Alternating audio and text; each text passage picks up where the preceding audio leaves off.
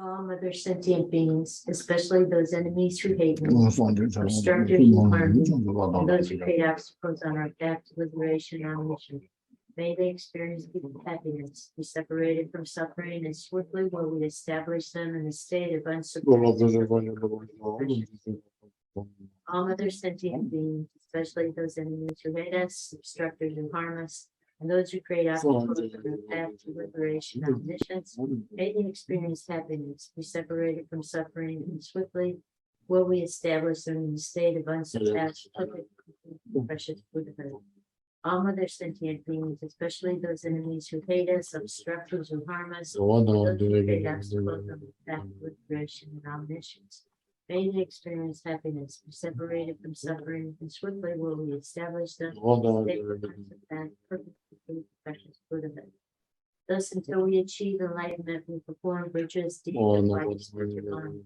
Until death, we perform virtuous deeds of body, speech, and mind. From now until this time tomorrow, we perform virtuous deeds of body, speech, and mind. Till we attain the heart of enlightenment, we take refuge in all the Buddhas. We take refuge in the Dharma, likewise in the assembly of the Bodhisattvas. As the previous Buddhas embrace the enlightened mind and progress on the Bodhisattva's path, we too, for the benefit of all sentient beings, prefer to bodhicitta and apply ourselves to accomplish the stages of the path. Until we attain the heart of enlightenment, we take refuge in all the Buddhas. We take refuge in the Dharma, and likewise in the assembly of the Bodhisattvas. As previous Buddhas embrace the enlightened mind, progress on the Bodhisattva's path. We too, for the benefit of all sentient beings, prefer to bodhicitta and apply ourselves to accomplish the stages of the path. Till we attain the heart of enlightenment, we take refuge in all the Buddhas, we take refuge in the Dharma, and likewise in the assembly of the Bodhisattvas. Previous Buddhas embrace the enlightened mind, progress on the Bodhisattva's path. We too, for the benefit of all sentient beings, convert the bodhicitta and apply ourselves to accomplish the stages of the path.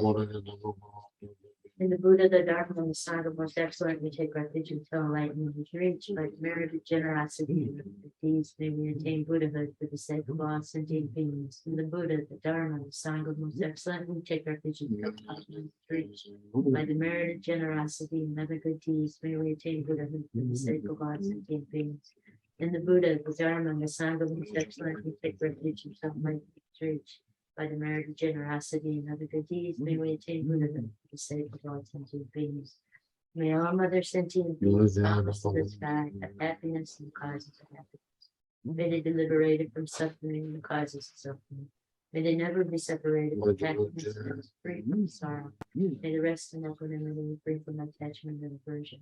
May all other sentient beings boundless at the sky have happiness and the causes of happiness. May they be liberated from suffering and the causes of suffering. May they never be separated from happiness and free from sorrow. May they rest in equanimity, free from attachment and aversion. May all other sentient beings boundless at the sky have happiness and the causes of happiness. May they be liberated from suffering and the causes of suffering. May they never be separated from happiness that is free from sorrow. May they rest in equanimity, free from attachment and aversion. The ground is sprinkled with scented water and scented flowers, and adorned with myrrh, spring, mountains, all times, the sun, the moon, the Buddha field we offer it. May all sentient beings attain the happiness of the Buddha fields. To the lamas who possess the three kayas, we offer outer, inner, and secret offerings with our body, wealth, and all that is visible. Please grant us the supreme realization, enlightenment. Whatever merit we have gathered through prostrations, offerings, confessing, rejoicing, beseeching, and praying for the sake of enlightenment of all sentient beings, all of this we dedicate. Om Guru Deva Dakini Ratnam Dhamma Pratisa So High. Please turn the wheel of Dharma of the two vehicles of accommodation according to the dispositions and likewise the mental capacities of sentient beings.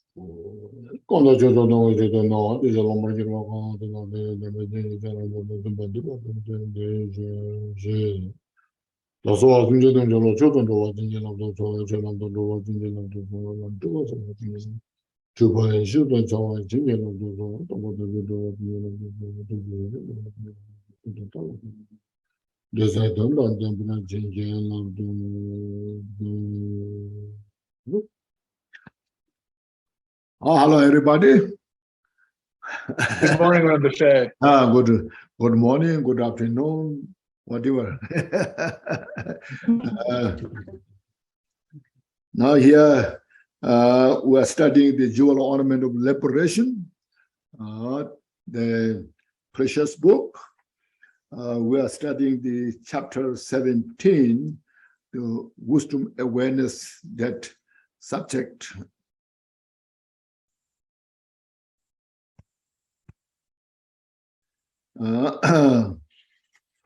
It is now, as we yesterday to cut root of the confusion. So as I mentioned now, also as we have read the book,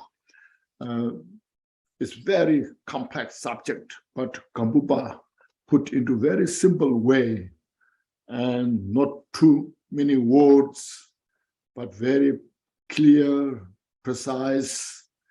The root of the samsara is grasping to self, the self of the person, self of the phenomena.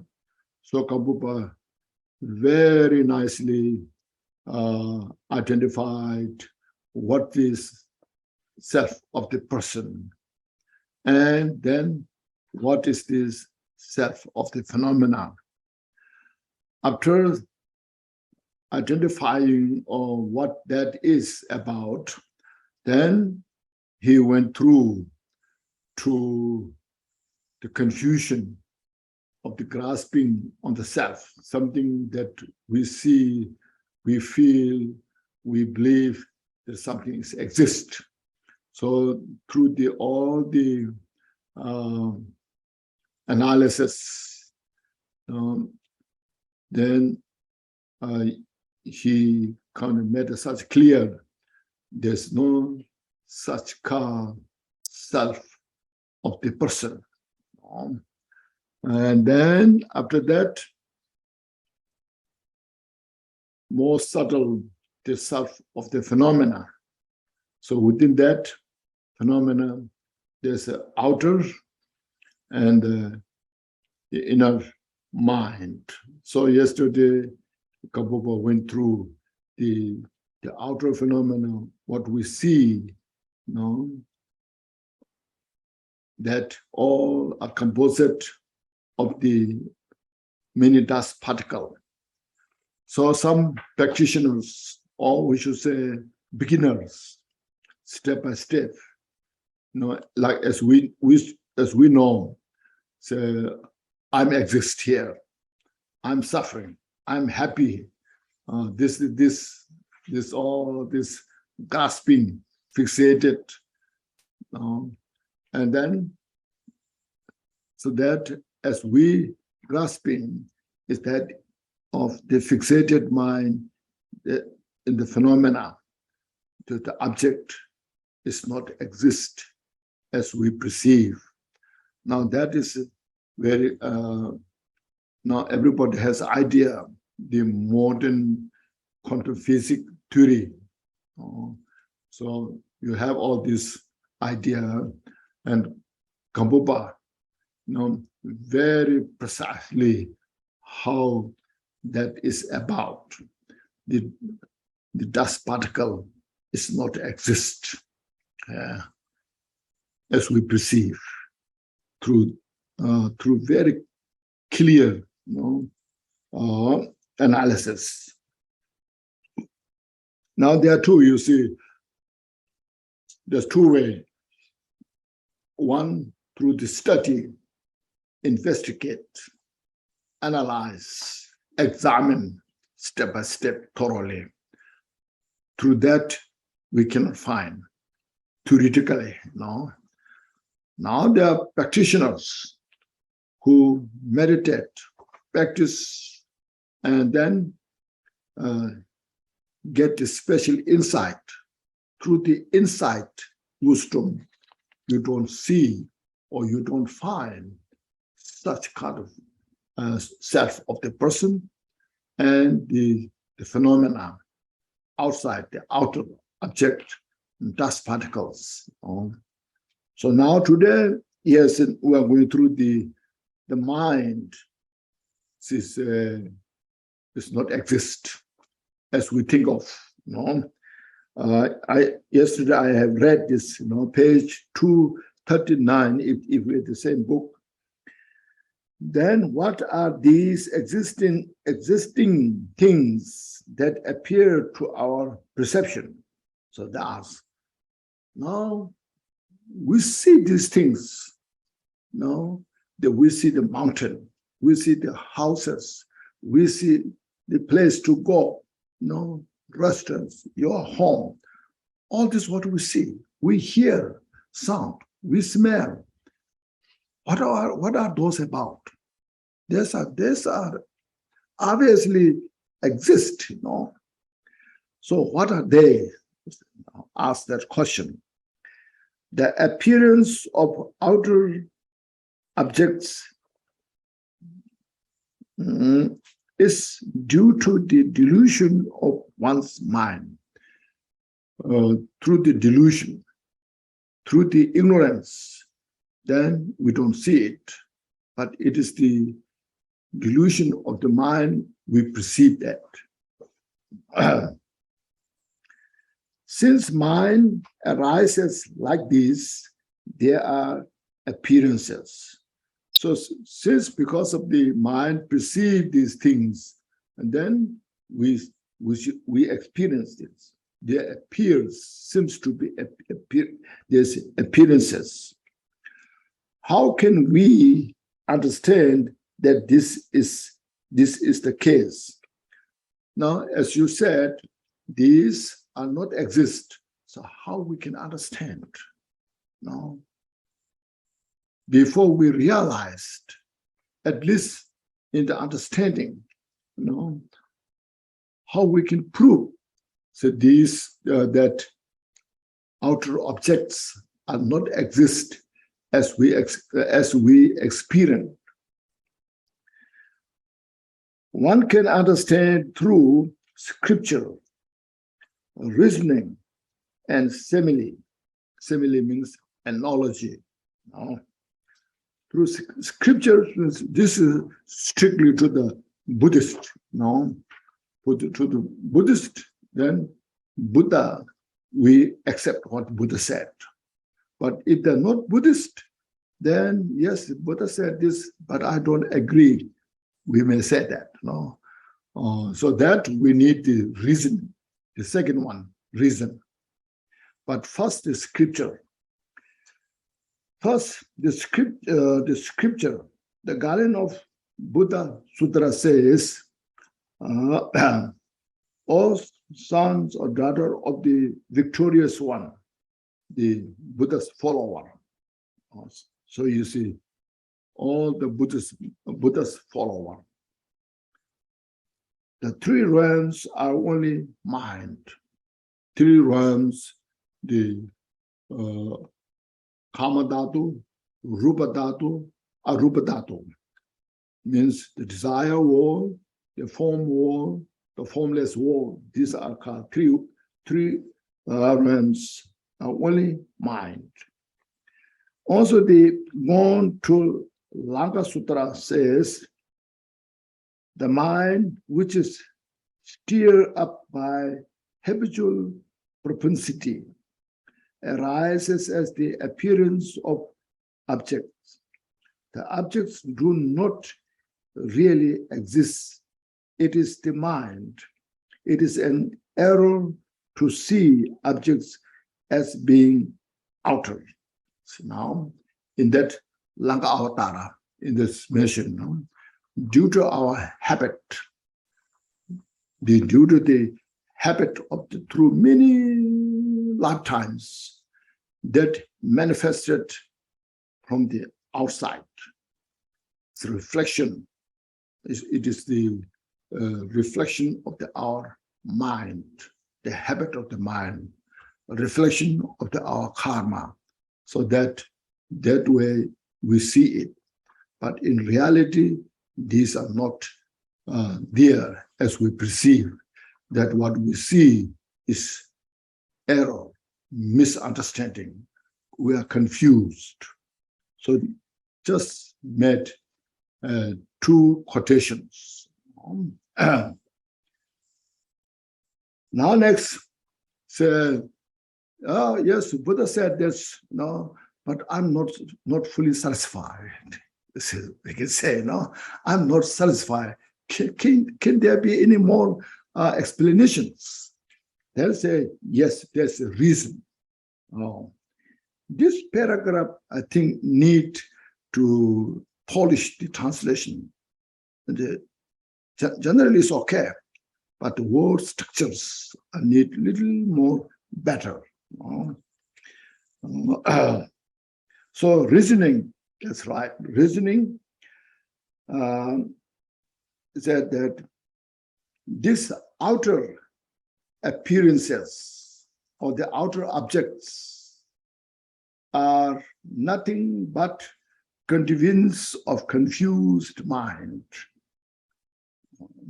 It's the mind which is confused, and then you just confused, or the then you see that, but it's not there because you don't see, or you see things are not exist. You see the non-existence appears the non-existence. So that's the reason. This is here is mentioned now, because of which appears and remains has no real existence. It's like a little more like a commentary, It's like a horn on a man or a tree visualized in meditation. The next one, we should look at this, that a tree visualized in meditation. This is actually happening. Nagarjuna's disciple, I'm sure many of you know, it's called Nagabuddhi. Nagabuddhi was one of the very gifted disciple of Nagarjuna. First, when he started practicing, Nagarjuna gave him first shamatha, the calm abiding meditation. So Nagarjuna said, you go to the cave. So there's a big cave inside. The door of the cave is small. So Nagarjuna gave instruction. Now you meditate on your head, a big tree. So then he was meditating there really for many days. And then one day Nagarjuna came, now you come out. So he started coming out, but he said, Guru, Nagarjuna, I cannot come out because on my head, the tree is so big, it cannot fit the door, So this is what is, there's no tree on the head, but when you get used to it, when you're habituated, then meditating there, relaxing, and then you really feel there's a tree on the head. So that's what is the proof. It's this mind. There's no tree outside, but when you meditate, that happens. That's why we need really good meditation. See. Now there are more. We could discuss this so much there. Just this one example. Then the next one is that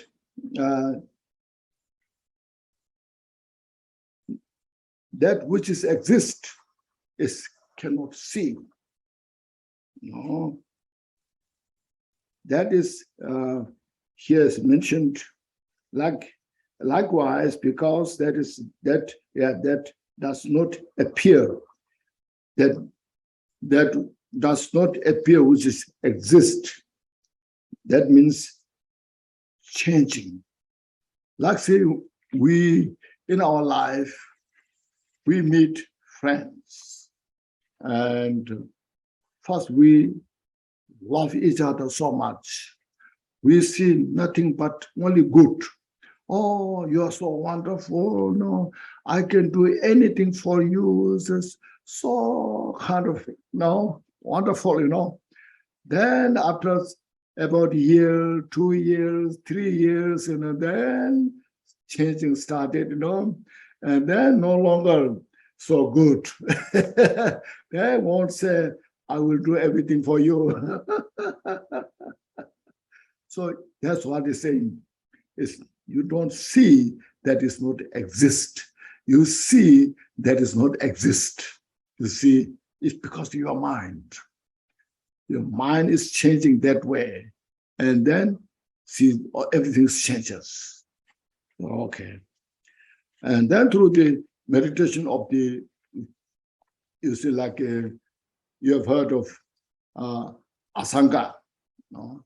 Asanga meditated for 12 years on Maitreya. At the last, in the last day, then Asanga saw a a maggot dog, a very poor maggot, full of maggot.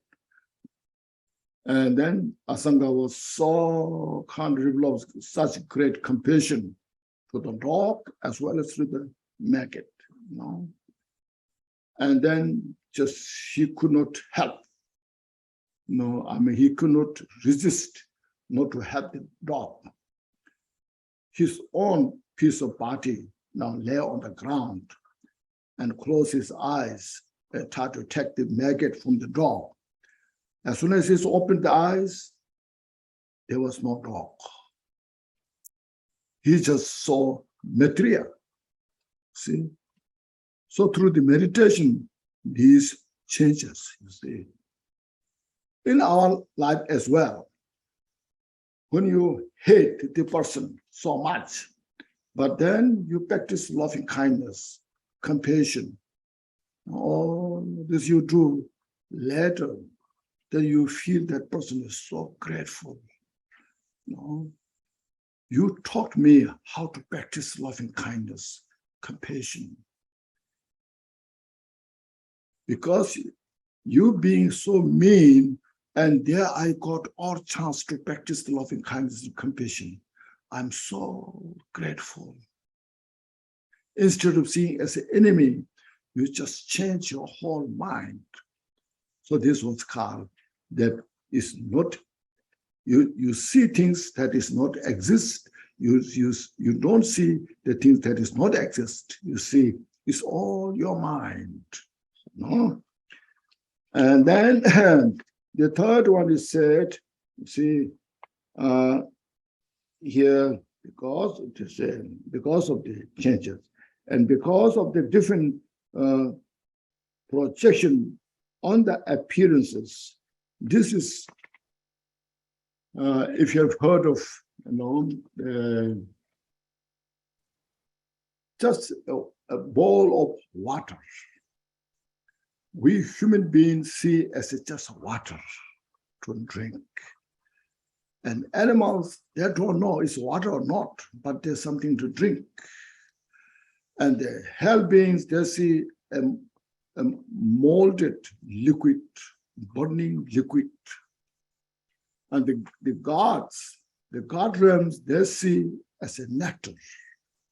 Even though it's one bowl of water, but through the projection of the individuals, then they perceive differently.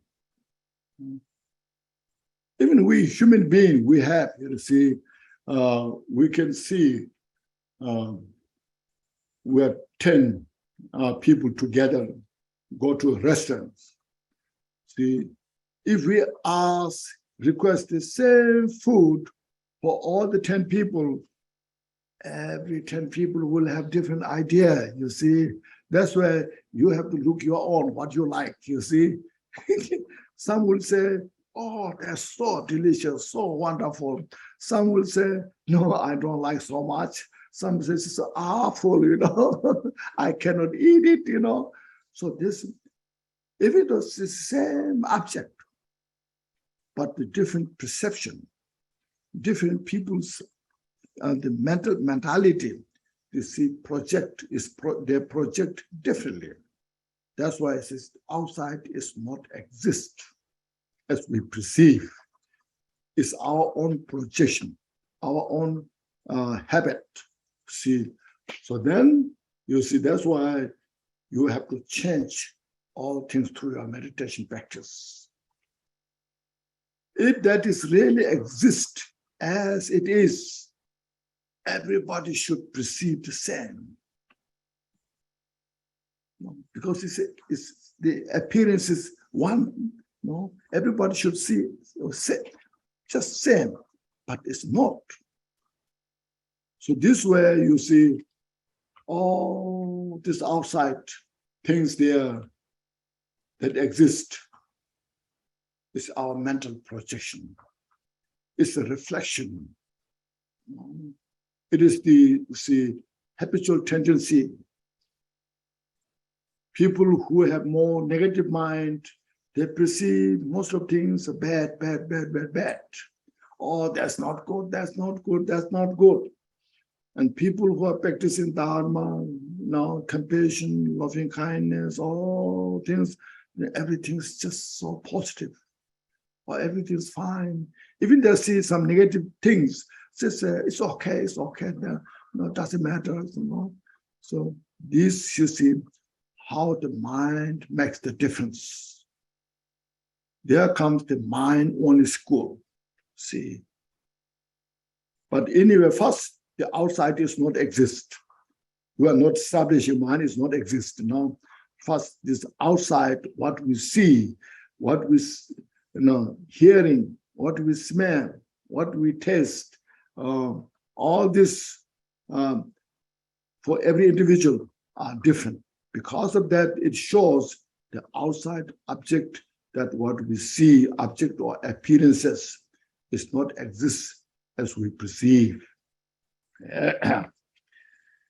Therefore, these appearances are merely confusion, that what we all see is our own confusion.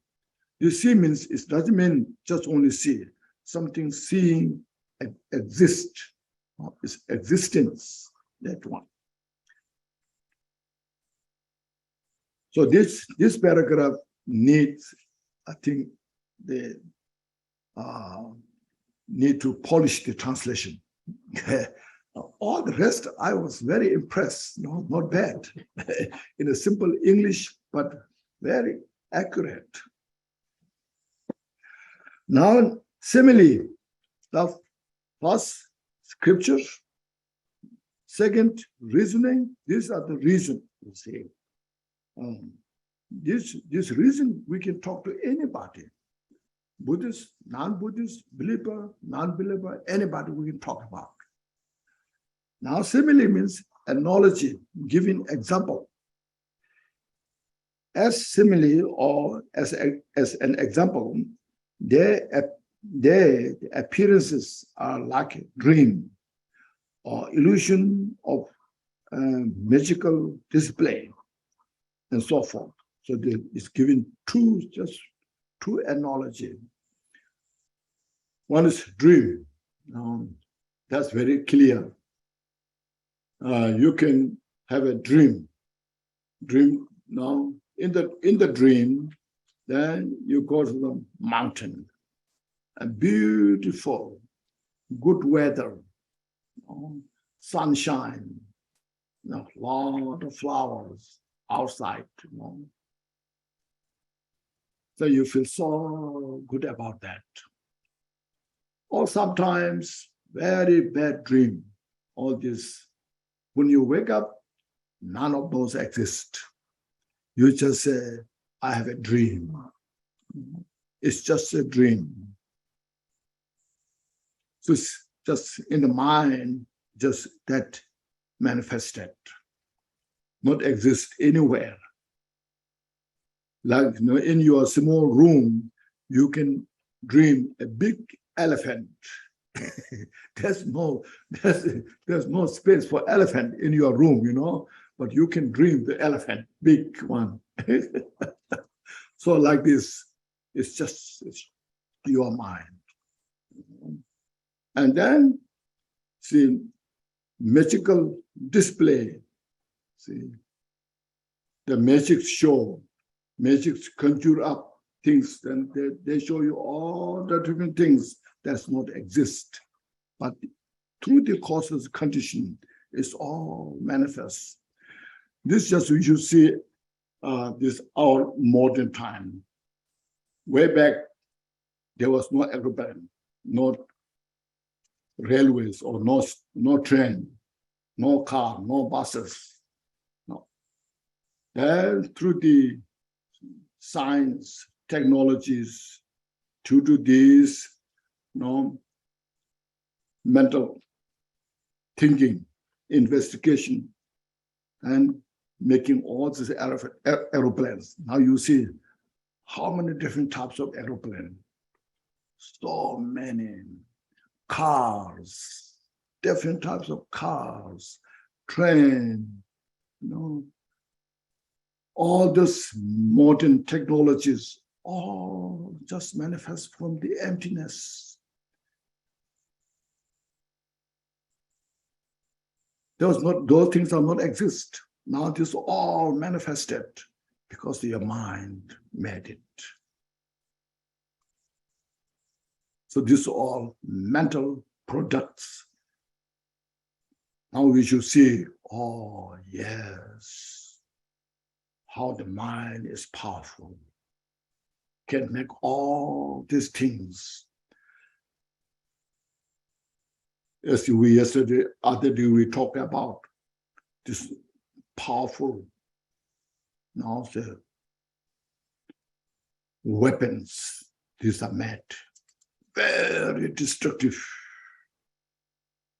can destroy hundreds and thousands of people. It's mind-made.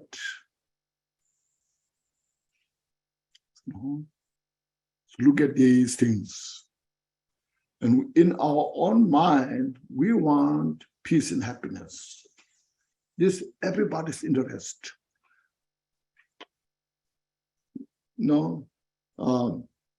Myself, my family, my friends, and also my enemies, or people I don't know, or even animals.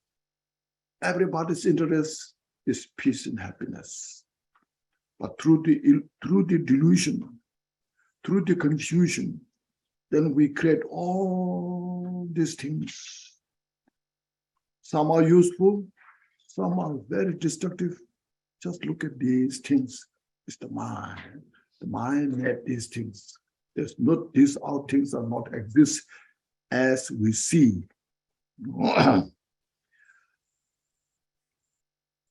Thus have the object of outer fixations been shown not to have existence. Now through these three, it helps us how things are not exist as we perceive. It's just mental projection or mental product, say. Now, second, the explanation of the second one, the mind, now first I'll read this, that the mind of inner grasping is non-existent. Some solitary realizer and Yogacarya school means mind-only school, assert that the mind of inner grasping actually exists as called self-awareness and called self-illumination. So, although it is asserted that way, there are three reasons why it does not exist. Now this, especially Yogacarya, the Chitta Mantra school, mind-only school. So yes, these outers are, yes, now they are not exist. It's mind's display, but mind is exists. If the mind is not exist, how it can produce all these things, How you feel good, You don't feel good. Why it is all? Because the mind is there. Do you agree? They say, no? Sometimes you feel good. Do you agree that? Sometimes you don't feel good. You agree that mind is exist. Exist means existence. No? It exists in the existence. It's there, Now that here, through the realization of the enlightened mind from Buddha's wisdom, who sees all phenomena as uncontrived, as unfabricated nature, from that state of the wisdom, now explaining that mind, what we see, perceive, is not exist as we think, Now there are three, you said, Mind does not exist when examined through the momentariness. Mind does not exist since it has not been seen by anyone. And the three, since there are no objects, mind, no mind exists. Now the first analysis, we need very sharp mind. First is this self-aware, self-eliminating mind that has been asserted, found in one moment or many moments. Ask the question now to the Yogacharya who believe that mind is exist. So you believe, you asserted the mind is exist. It exists. Now this has been found in one moment, is in one moment, one instant, one moment, or many, say, or in many. If it is in one moment, say, then if they say, Yogacharya, Achita Mantra school say, it exists in many, moment. Sorry. In one moment. Then that one moment is either divisible into the three times or not. Then it asks, you say is one moment. That one moment of the mind, one instant, one single moment, that mind can be divided or cannot divide. In three times. See? Either divisible into three times or not. It is divisible into the three times. They say, yes, it is divisible. It can be divided. That very instant moment, the past side, the present moment, the future, all these three are in one moment. That one moment can divide it into three. Past, the section of the past, now, and future. Like say, this what you call when you walk, you see, when you walk, while you're walking, your feet, your one foot is walking, so it's going towards, towards the future. So that if you divide that walking past future is not yet come, past is passing, and now is because the past and future, there's now. If there's no past and future, there's not now. So that very one moment of that divided into three.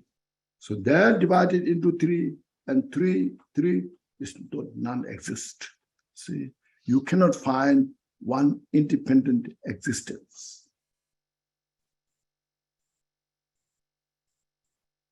Understand? Now you need a very good concentration.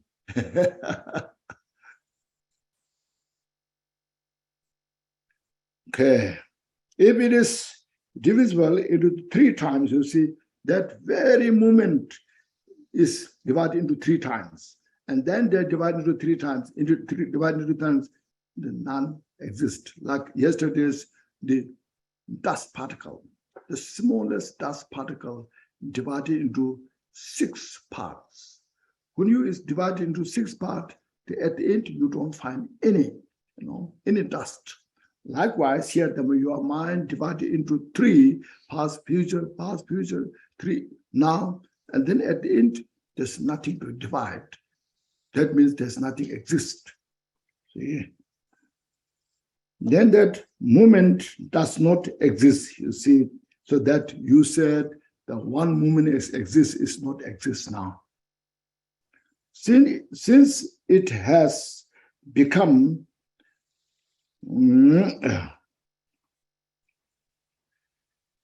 that one moment does not exist, since it has become many. So many divided, at the end you find nothing exists. The precious Jewel Garland says, just as moment has an end, past, likewise one should investigate its beginning. Before the past, now you need the beginning. When you begin, then you need the middle, because these are related, interdependent. Without the end, there's no beginning. Without beginning, there's no middle. No, so there's no middle without the beginning and end. This way, you investigate carefully, and you don't find something exists in between. No? So beginning and middle too. So, therefore, since a single moment has become 3, the world does not remain in one single moment. So the world, the mind does not exist in one single moment. There's no such called single moment exists independently.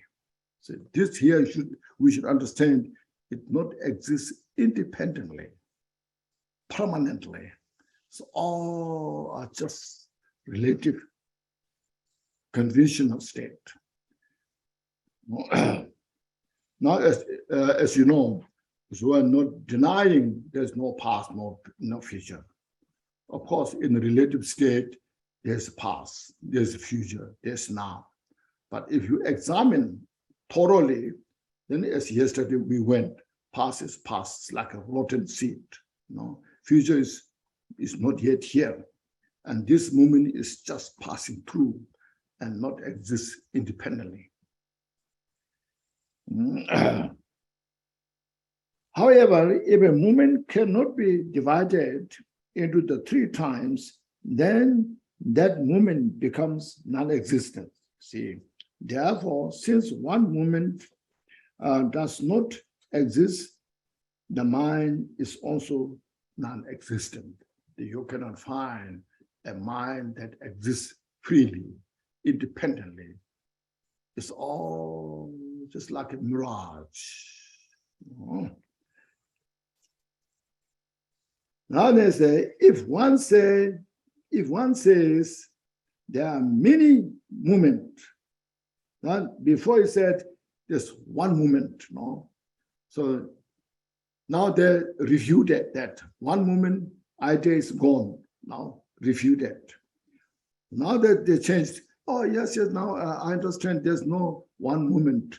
many movement, past, future, now, all this and then is not exist. But now I can say there are many movement. No.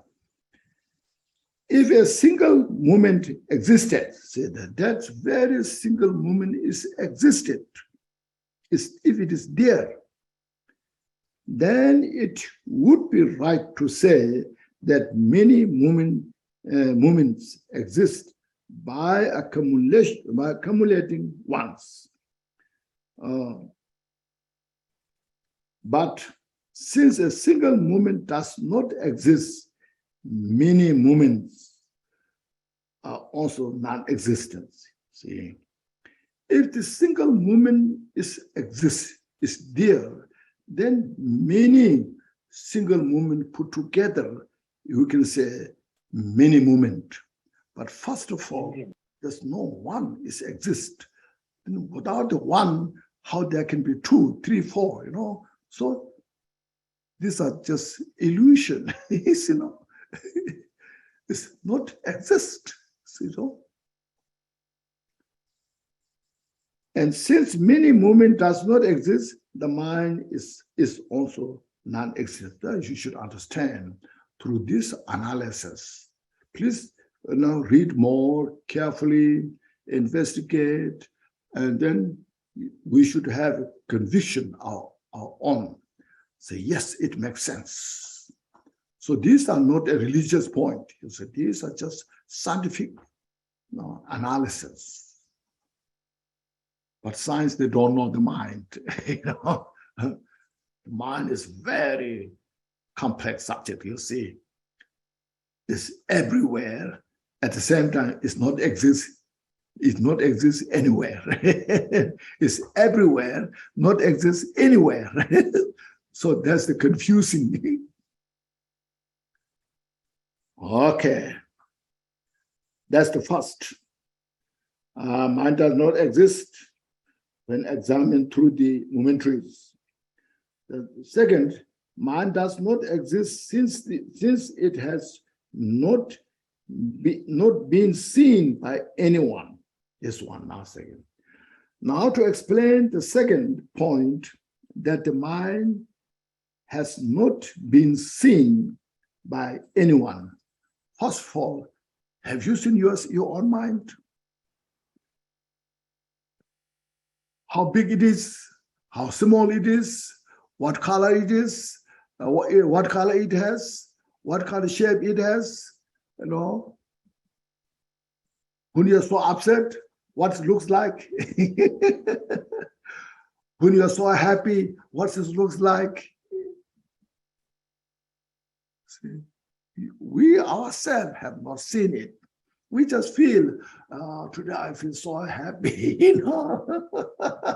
Today the weather is so good, and everything goes well, so I'm so happy, There are sometimes, today I feel so sad, something's happened, We say that, but if you examine, where is the happiness? What it looks like?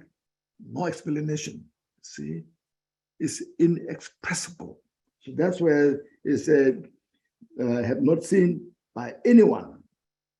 Search for this so-called mind and see whether it abides outside of the body, within the body, or in between body and mind, or it means not in between, not the body and mind. It in between the body, inside or outside the body, above the body, below the body, above it or below. Investigate well means investigate thoroughly. What kind of form the body or color it has. In this way, search until you are certain. So until you are convinced, until you are making sure. Search according to your teachers, a really good meditator teacher, not just title, teachers' instruction on how to vary your observation and so forth. The teacher will lead you according to the teacher's experience, according to the system we have, step by step. See, if you have not found it, then you going all the through analysis, through these, as earlier mentioned. So I don't see it. I don't see the mind anywhere it is exists. So then it's not found it or seen it through all means of searching, then there is not even a single sign of thing to be seen, nor a color. It is not that you have not found or seen something which exists. It's not, say, when you say, I don't find it, I don't find where it is, no, that means you have not found that which is exist, but you have not found that which is not exist. See? The seeker itself, the mind is the seeker itself. The sought, the mind is sought, and a seeking are beyond the object of intellect. It's beyond our intellectual mind. It's beyond our analysis. They are beyond expression. So we cannot explain. If you say it's not exist, there is exist. As I mentioned, I feel good, I feel not good, so forth, all this there. You cannot deny this. Now, if I say exist, where? So neither you can find. That's why it's inexpressible, you see. Beyond expression, thought, and knowledge. Therefore, it is not seen by searching everywhere. So it's not seen, wherever you search, any places, any time, you don't find it. That's the Kashapa requested sutra says, Buddha saying, Kashapa, the mind is not seen inside the body, outside the body, nor inside, outside the between. Kashapa. The mind cannot be investigated, cannot be shown. Shown means yes, this is it. So that's why the scientists are very difficult to find the mind, because the scientists, they say you have to have evidence if the mind exists or not exist. So very difficult to find evidence, you see. But there is experience, you see.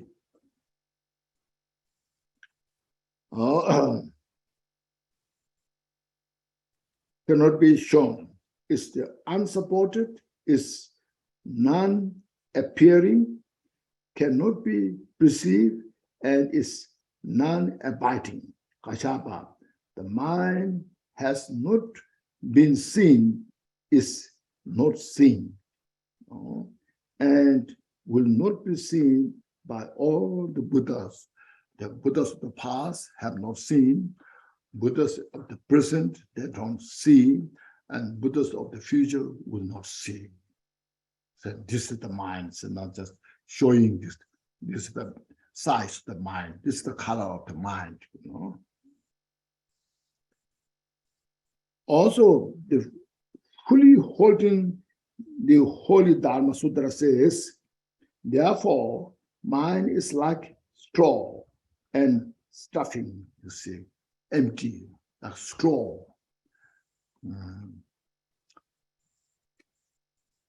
If you look at this now, the bamboo inside is empty, hollow.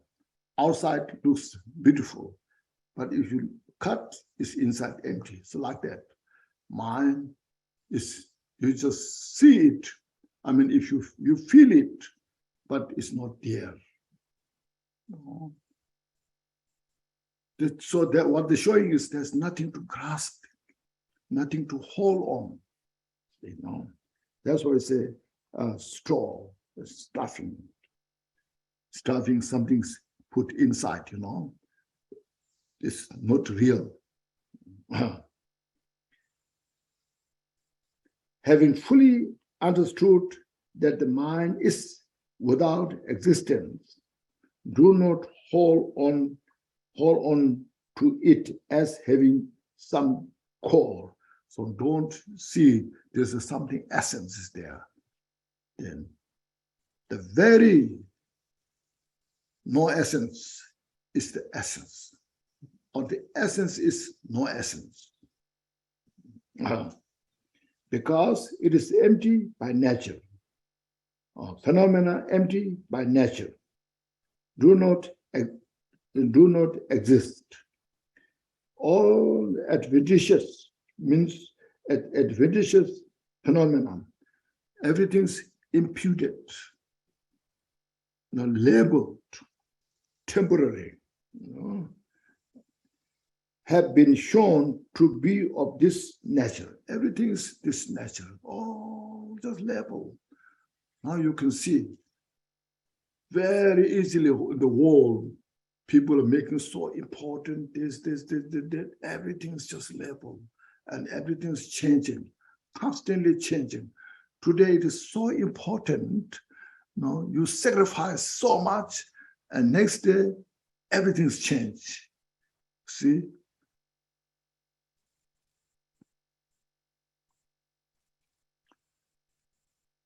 So you see, the wise one brilliantly annihilate the two extreme, you see, two extreme, existence and non-existence. These two are too extreme. Neither exists nor non-exist. We should have that wisdom. If we attach to the existence or attach to the non-existence, then we are not so wise, we are not so brilliant. Staying here now, annihilate the two extremes. The train in the middle ways should train our mind in the middle way, not grasping, not fixated. That phenomena are empty by nature is the part of the enlightenment. You see, the phenomena are empty by nature. Empty by nature is not saying just empty. Negating is not independently exist. That's called empty by nature. So that the enlightenment will achieve through these practices. So it's the path of enlightenment. I have also shown this. So Buddha is saying, I'm showing this path to all Dharma practitioners. I'm not making it difficult, Buddha is saying, I'm not making it difficult to you, but I'm showing the path, how to you become Buddha. Okay. You have to have such a sharp mind, brilliant mind, how everything works. Unwavering Dharma Dhatu Sutra says, all phenomena are inherently unborn, non-abiding by nature. Inherently unborn means emptiness. Non-abiding by nature means neither samsara nor nirvana, or neither exists nor non-exist. So what that shows is our expectation, our attachment. These should be eliminated, purified.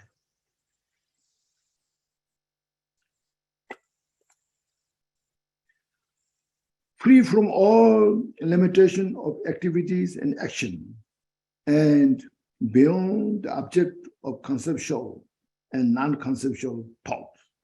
So neither conceptual nor non-conceptual. So it means you have to meditate.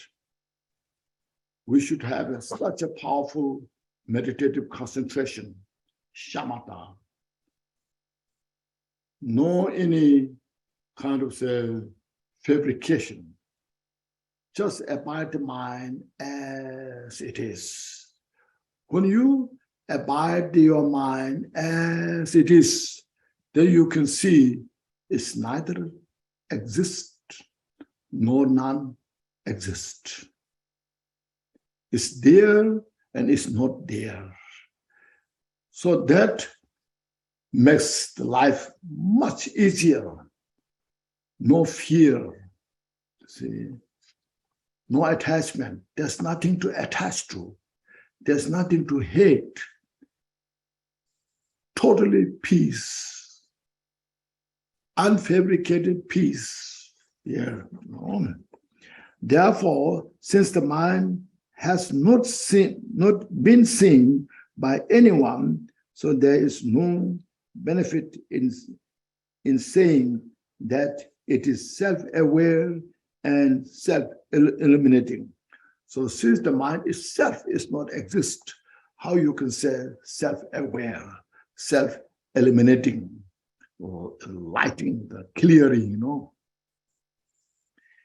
In engaging in the contact of the Bodhisattva, says Yadideva, when it is not seen by anyone, then whether it is illuminating or not illuminating, it's like the graceful dance, which I think this dance, graceful dance of a barren woman's child. Even to talk of it is meaningless. There's no something exists independently, freely, that kind of is not there. So when that is not there, how you can say is eliminating or not eliminating? It's like the barren woman's child, which is non-existent. So you mind free from all this grasping, And Telupa says, Keho, this is the self-awareness wisdom, beyond the path of speech and not an object of the mind. So here, self-awareness wisdom, you may find before they said, it said here, and there's neither eliminating nor non-eliminating. Now here what you're saying, self-awareness. So it means this, you see it, that is non-existent. Before it is saying something exists, so that our belief of existing itself is not exist. But here, you say self-awareness means you aware, you see it, that is non-exist. So beyond, because of that, beyond the path of speech and not an object of mind. This mind means intellectual mind. It's beyond intellectual mind, beyond speech. Now the third is the mind is not exist because the object, the appearance of the object is not exist. The explanation of the third, as has been explained above, since outer objects such as the form and feeling, perception, formation, consciousness, so forth, have not existed, have no existence. The mind of inner grasping also has no existence. Because of the outside, as the object, the form to see, the sound to hear, these things are not exist as we perceive. There's no nature of the existence. The mind of the inner grasping also has no existence. The sutra chapter showing the indivisible nature of the Dharma Dhatu says, realize step by step whether this mind is blue. Now you go, so just Buddha saying, don't be so excited. Go step by step, slowly, slowly. So take your time and make sure you understood.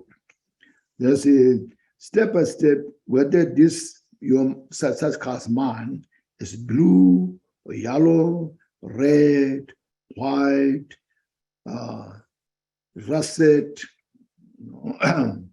all the color of crystal. Is it pure or impure? Can it be called permanent or impermanent? Does it have form or is it not appeared? Oh, without form, or is it without form? Since the mind is formless, cannot be shown, does not appear, is unobstructed, is imperceptible, does not abide within, without, nor in between the two. It is completely pure, fully non-existent. Its nature itself is pure, is non-existent, fully non-existent. It has no liberation because it is the all-pervading element. Because it doesn't have to liberate. It itself is just liberated, It's pervasive. Engage in the contact of the Bodhisattva says, when there is neither knowable, what is called knowing, how then one can say, I know?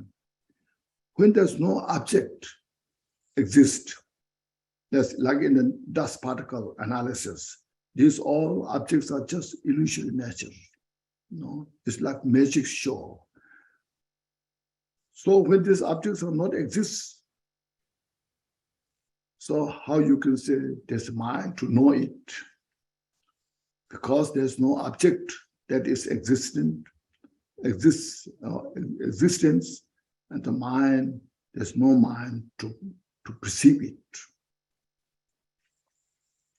And since knowledge does not exist, see, it is certain there is no consciousness, there's no mind to know it. So it's interdependent. This shows that the mind of inner grasping does not exist. In this way, grasping the existence of things is refuted. So through this analysis, now with quotations from Buddha or great teachers of India, will help us to know this, that which is called all these phenomena of outside, phenomena of inside. This all are non-exist.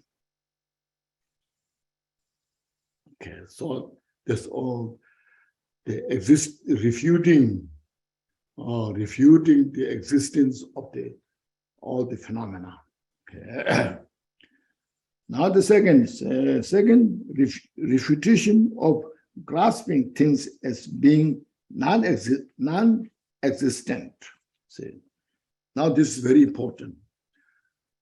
With all this analysis, all these teachings, explanations, the outer, the self of the person, self of the phenomenon, and the outer phenomenon, dust particles, all the form, sound, and inner mind, none of these exist. Then we may think, these are nothing, these are not exist. No, they are all non-existent. So we just fall into another side. So that is also very dangerous. So now here Gampopa is explaining. Since the true self person and phenomena selves do not exist in any form of existent things. It might be said that they are therefore non-existent. Now they are not exist. Now the going other side, completely other side. However, they are not non-existent either. So these which that which are not exist is not non-exist. How is this? Then it's very confusing how it can be, I don't understand, you see. Sometimes you say it exists, sometimes you say not exist. What is this about?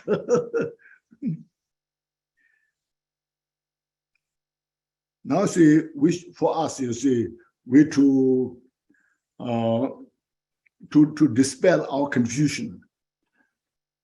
Sometimes we say, oh, it's so confusing, all these things. It's not the Buddhists are making confusion, okay? Buddhists are trying to dispel the confusion, okay? We are confused. So try to kind of alleviate, get rid of our confusion. This is very important to point. Lord Jitosunggu says, Buddha's teaching is Chukun Shisampap. If you speak Tibetan, Chukun, all the phenomena, Shisampap.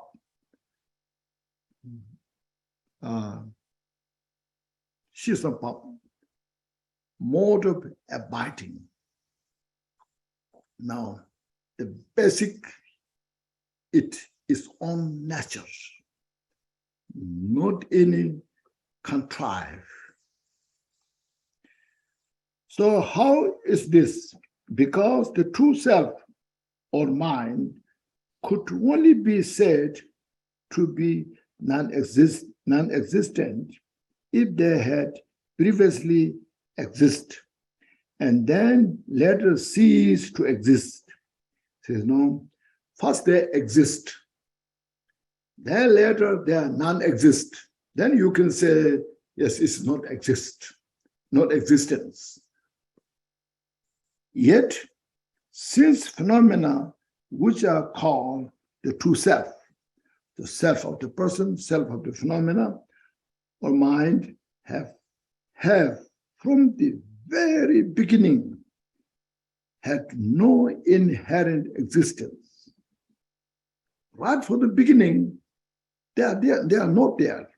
No. So how you can say they are there or they are not? They are beyond the extreme of existence and non-existence. It's there beyond the existence and non-existence. Neither exists nor non-exist. See? So let's put this way, neither exists nor non-exist. Otherwise, when you say non-existence, first it exists. Then later say, oh, it is gone, disappeared, is now not exist. This way, maybe we can get a better understanding. First they exist, then later disappear, then it's a non-existence. But this true self neither exists nor non-exist. So it's beyond existence. Saraha says, grasping existence is like a cattle, so stupid, like a cattle. Grasping non-existent is even more stupid. This is very good, really. So sharp mind, Everything's illusory nature. We are grasping, oh, this is that, this is the new, we analyze, there's the good, bad, all this beautiful, not beautiful, all this, lot of analysis go there. All are confused, And then some are so attached, some are so angry about, it's like a cattle. Now, well, you see as illusory nature. No, but well, you're seeing that if you say this does not exist, it's so stupid. You can eat the food, then you say, no, the food does not exist, then you are so stupid.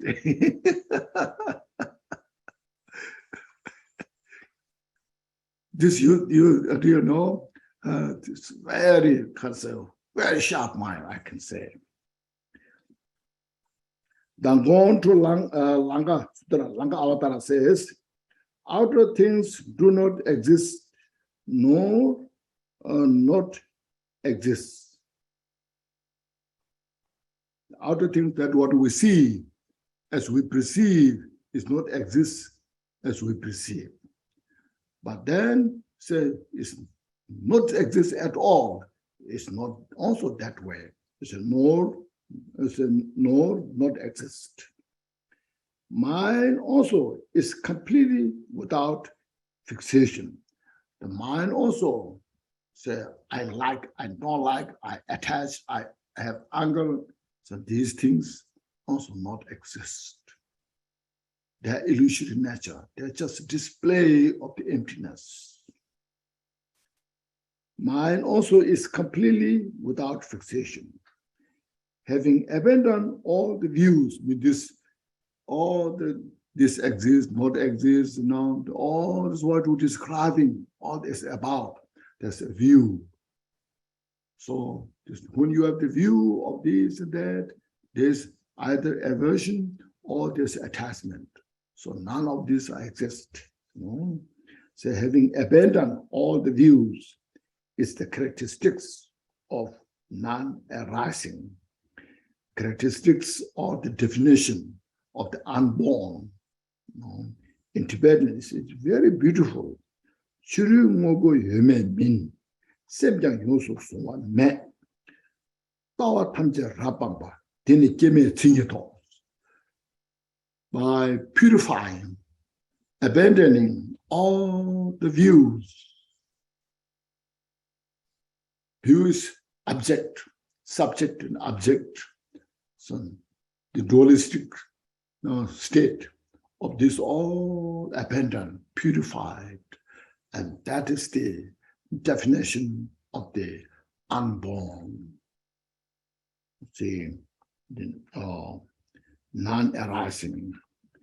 Also, the precious jewel garland, Nagarjuna says, when existence cannot be found, then where is there non-existent? When you cannot find existence, then how you can find non-existence? The relative, is relativity. When you say this exists, then there's non-existent. When you cannot find existence, there's no non-existence. When there's a right, there's a left. When there's a left, there's a right. When there's a big, there's a small.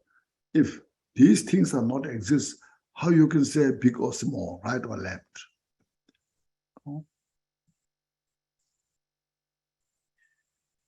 Okay, now we come to this explanation of the third, the fallacy of grasping non-existence. Now, grasping is non-existence. In this case, if the grasping of object as being existing is root of the samsara, so this what it means, I, myself, I like this, I don't like this. When this kind of communication, this kind of interaction are the root of the samsara. We create all the karma from there. Then won't one be liberated from samsara if one believes in the non-existence, So you're saying so much about the grasping is root of the samsara. So it may be better. Don't grasp or don't grasp something exists. Just stay in the non-existence. So, this latter view is a greater policy than the former. Now, this is yesterday we have discussed a little bit. Before knowing these details of the teachings, sometimes, the teachers introduce you very high view, Mahamudra, Sochen, and then there's nothing exists. There's no virtue, there's no non-virtue, there's nothing. It's just, everything's just play of the mind. It's just, you do what you like. Then people become wild. So why you just follow this Hinayana, Sutrayana, say virtue, non-virtue. In this highest view, there's no virtue, non-virtue. Said it's very dangerous here now. It's more dangerous than the grasping. That's why I said this latter view is a greater fallacy than the former. As Sarah said, just the quotation about grasping existing is cattle, and grasping non-existing is even more stupid. In a relative state, there's good, there's bad, there's virtue, there's non-virtue. If we ignore this, it's very stupid. You have no awareness of what is virtue, what is non-virtue, what is samsara, what is nirvana. In relative, this is all there. And where is the there if you ignore them? This is very stupid. The hymn of Jewel Sudra says, Kashyapa, it is better to abide with a view of the self-existence of person, even one huge as a mountain. Then it is to assume the view of emptiness, you see. It's much better with the ego holding this, all is exists there. The virtue, non-virtue, good, bad is all there. It's much better than saying nothing is exist. Negating, negating all the things that exist. It's very dangerous. Also, it is said, through the fault of holding the view of emptiness, those of lesser mental ability are harmed. See, through the delusion, not clarifying the pure mind, through the delusion of this, there's nothing exist, then it's very dangerous. The mental ability are harmed, you see. The fundamental treaty on the middle way says, Nagarjuna, it has been said that it is not possible to cure those who hold the view of emptiness, those who holding, grasping, everything's empty. No virtue, no non-virtue. These all are just it's just all are just empty. If anybody holds this, it's very dangerous. Then that mind cannot be healed, cannot be cured. Now the Gampopa is explaining about that. Why are they incurable? For example, if a sick man is given a purgative medicine, when the sickness and the medicine have both been eliminated, if the medicine and the sickness both are eliminated, digested, so the patient is cured. The person who's sick is feel better. However, if the illness has been purged, but the medicine remains undigested, see, when the medicine is not digested, then the patient would be incurable and will die. So this is the example. The meaning here, likewise, the view of existence can be dispelled by the meditation on the emptiness. So everything is empty, through analysis, all this.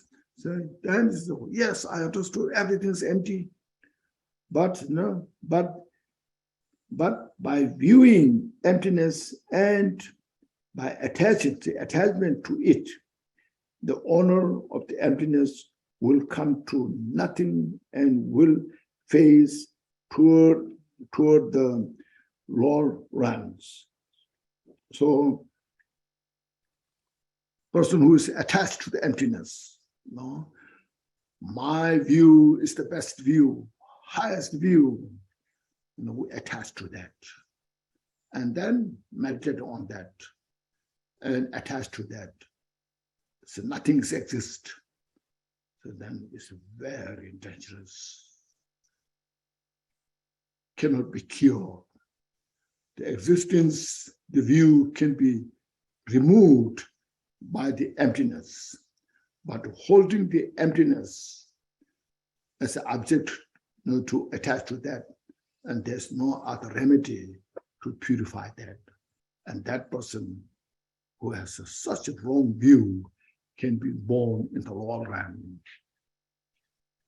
The precious Joel Garland says, Nagarjuna, the belief in existence migrates to a happiness realm. So the beliefs that this everything exists, virtue, non-virtue, all exists. You believe on that, and then keep accumulating virtue and purifying non-virtue and keeping the precept, all these things, and that person will reborn in the higher realm. Where one believing in non-existence migrates to lower realms. The others who believe in nothing exists, then they don't care, virtue, non-virtue, and that calls to reborn in the lower realm. And this is not a Buddhist belief, it's the reality. It's the basic characteristics of the causality. Compared to the former, the latter is a greater fallacies. Now the next explanation of the fourth, see, the fallacy of both grasping is also mistake. In reality, grasping existence and non-existence are fallacies because they fall into the two extremes of eternalism and nihilism. The fundamental treaty on the middle way says, believing in existence is the view of eternalism. It's all exist. In Tibet, eternalism exists. Then believing in non-existence is the view of nihilism. In Tibet, it's called nihilism. So that what we see, all this, what we believe, everything is there, grasping on that, fixated on that, is eternalism. we cannot go beyond the samsara. Even though we may do many good things, but cannot cross the samsara. And if they say everything is empty, nothing exists, all this virtue, non-virtue is not exist, then it's worse. So both are the cause of the samsara.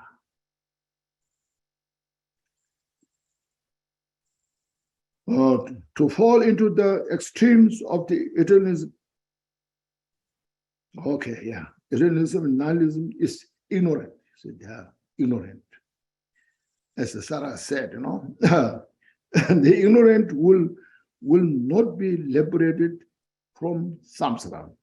Also, the precious Joel Garland says, grasping the world, which is like a mirage.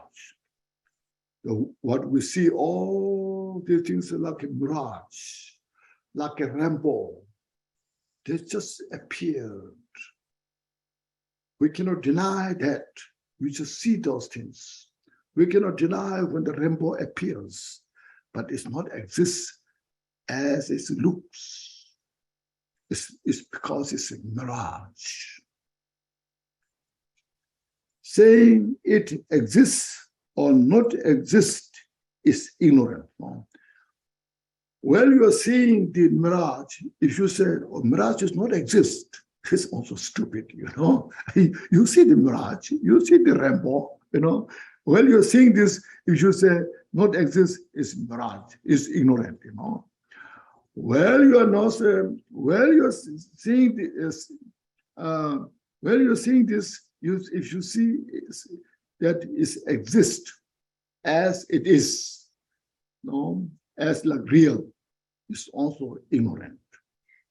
So that what you see, you should see as a mirage. Neither exists nor none exist. Illusory manifestation. Release all our ignorance first. Say everything is like a mirage. Manifestation, reflection of the mind, reflection of the karma, all are just reflection. Like the moon's reflection in the lake. Then you see that reflection, the mirage, is neither exists nor non-exist. So just see this, all illusory nature. It's beautiful, Mirage. Saying it exists or does not exist is ignorant. One will not be liberated when one has ignorance. Okay. Now, explanation of the fifth, the path that leads to liberation. Now, so Gampopa explains so well, you see, first, all this ourselves, all this are through this great theory, analysis, proof they are not exist as we perceive. Then that what we perceive, that's all our non-exist is not just nothing. If you believe it's just nothing, not there, is another problem. And both, and holding as just nothing is problem. And holding the both, existing, non-existing, is also problem. Now, so you can ask, then in that case, can you show me real path? How I can be liberated from the samsara? I'm desperate, What should I do? So now here, answer here. Then by what is one liberated? One will be liberated by the path that does not abide in the two extreme, eternalism and nihilism. See, the precious jewel garland, Nagarjuna says, fully realizing in the perfect way, you see, fully, perfectly realizing the perfect view, will liberate by not abiding in two extremes, you see. And that individual, when you realize that nature itself, as it is, or perfectly, without abiding two extremes, that individual will achieve enlightenment. That's the way to lead the path to the Buddhahood. And therefore, not relying on the two extremes is liberation. Therefore, the fundamental treatise on middle way, says Nagarjuna, for that reason, the wise one does not abide in either existence or non-existence. We shouldn't have these two, free from these two views, existence and non-existence. If one wonders what the middle is, so now, sir, can you tell me what is the middle path, free from two extremes, which avoids the two extremes? The hymn of Jewel Sutra says, Kashapa, if you ask what the proper way for a Bodhisattva to apply the Dharma is, it is this way. It is the middle path to perfectly examine, investigate, examine each and every phenomenon. First, you investigate thoroughly, make sure you understood.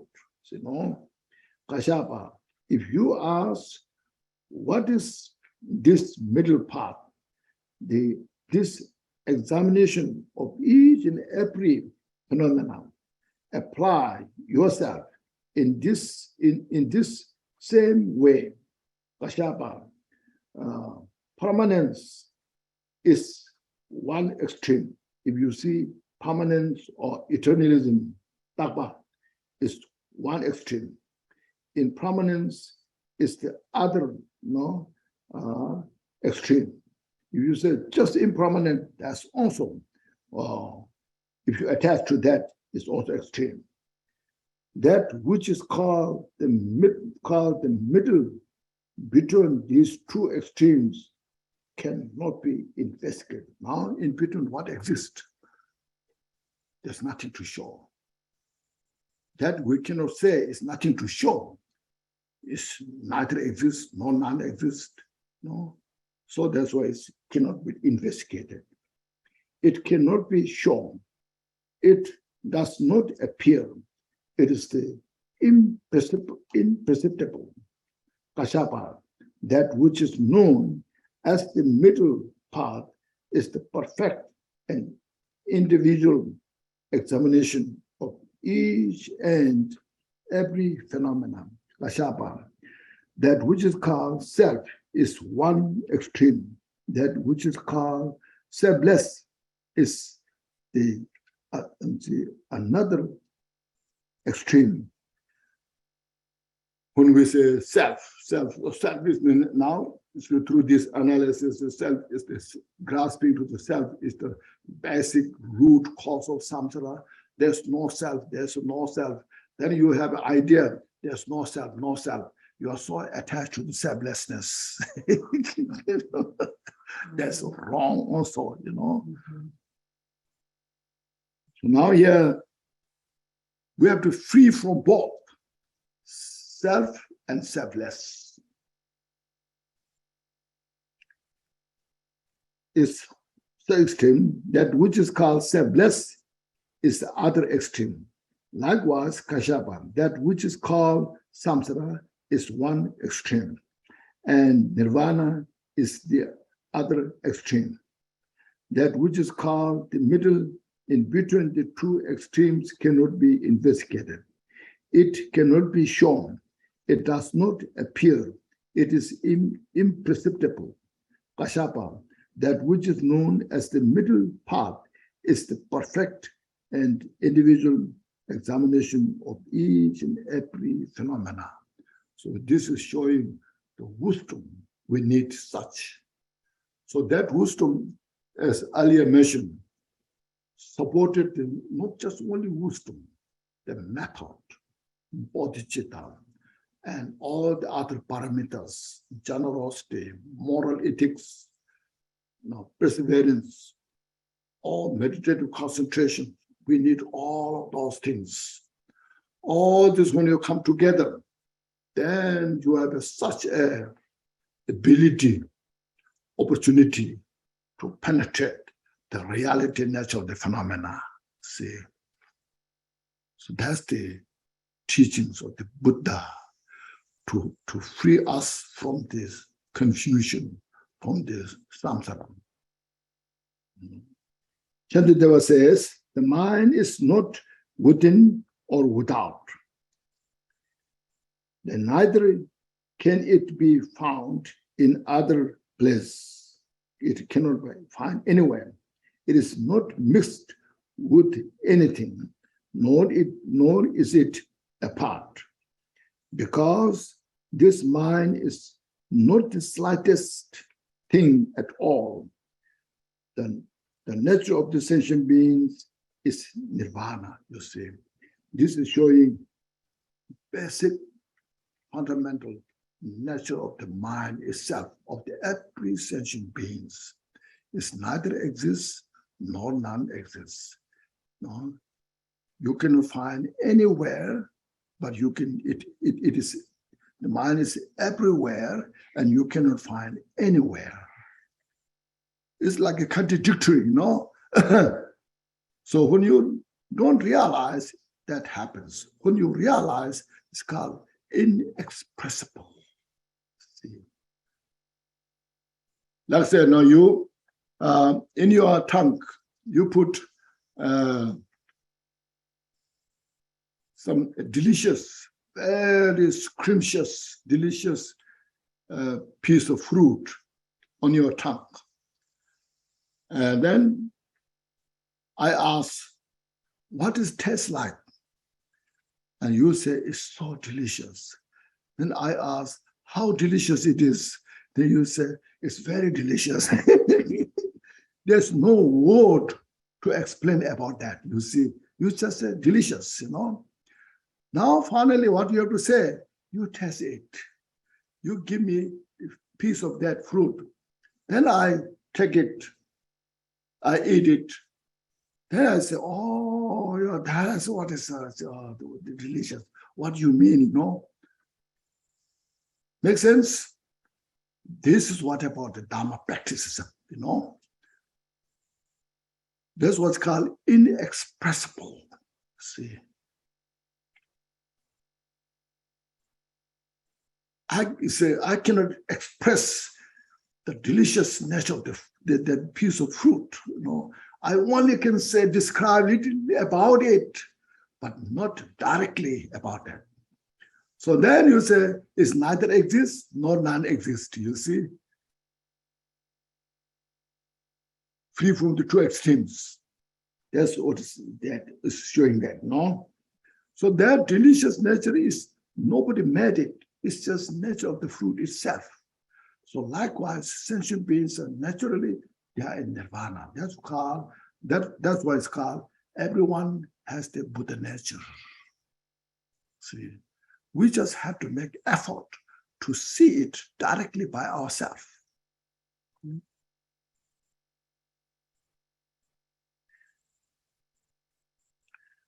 Therefore, not to have conception about the two extremes is what is called the middle path.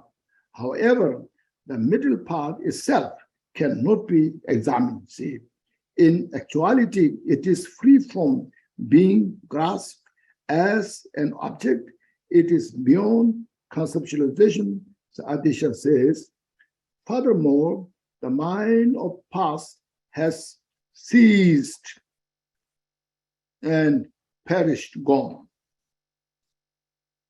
The mind of the future is unborn and unarisen now.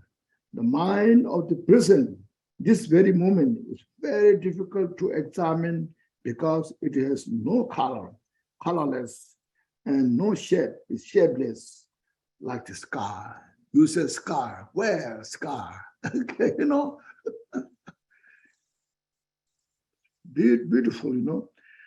So the ornament of clear realization says, I think it's the 8th chapter or something. It is neither on this side nor the other side, nor between the two, because it is known as being the same in all time. It is acknowledged as the perfection of wisdom awareness.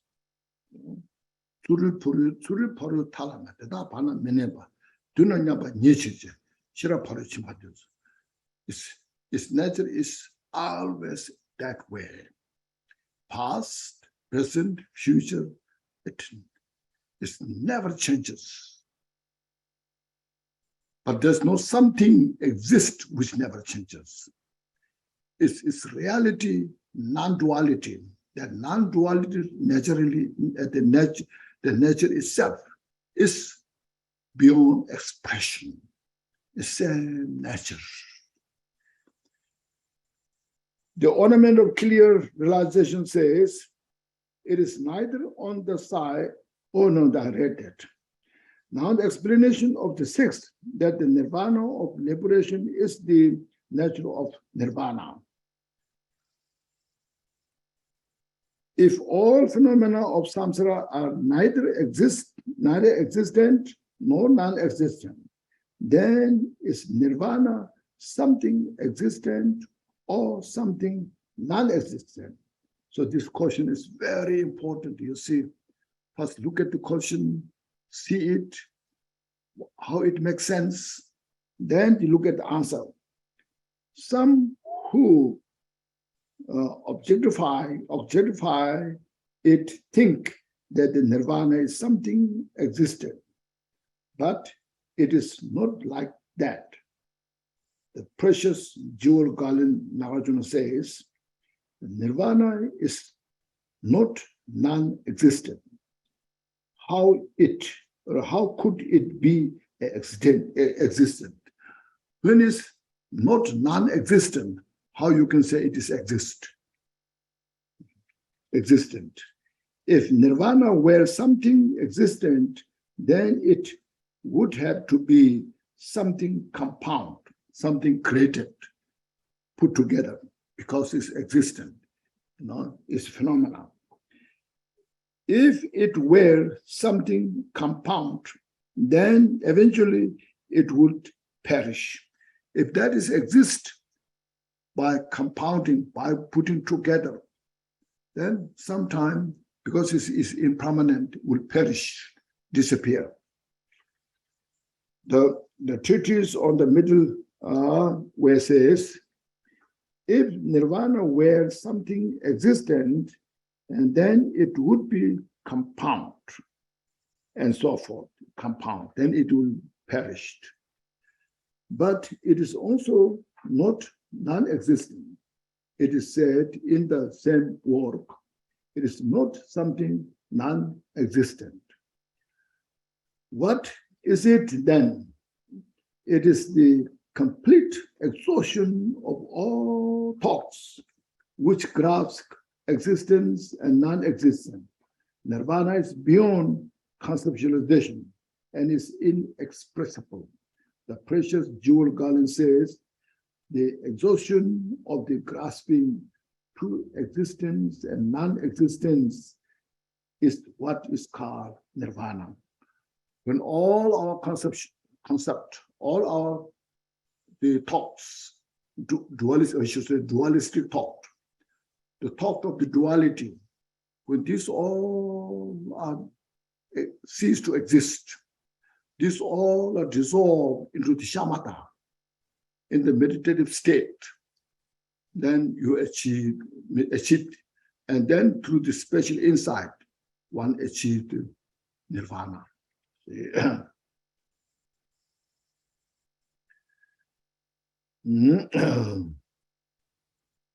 When existence and non-existence, engaging in the conduct of the Bodhisattva says, when existence and non-existence do not abide in the front of the mind, then there's no alternative object. Therefore, the mind is fully pacified without projection. See, when you achieve the non-meditative state,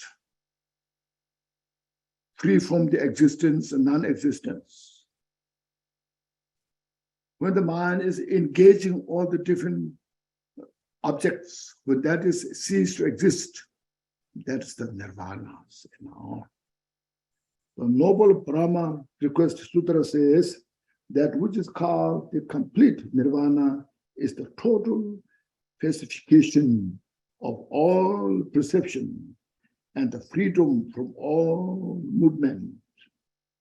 The White Lotus of Sublime Dharma Sutra says, Kashapa, the realization of sameness of all phenomena is nirvana. Sameness means equal nature of the emptiness. Therefore, nirvana is merely pacification of engagement in conceptual thought. It does not exist as any phenomena whatsoever.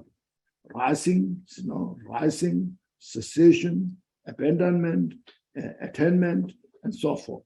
Thus, the fundamental treatise on middle way says, no abandonment, no attainment, no annihilation, no permanence, no cessation, no arising.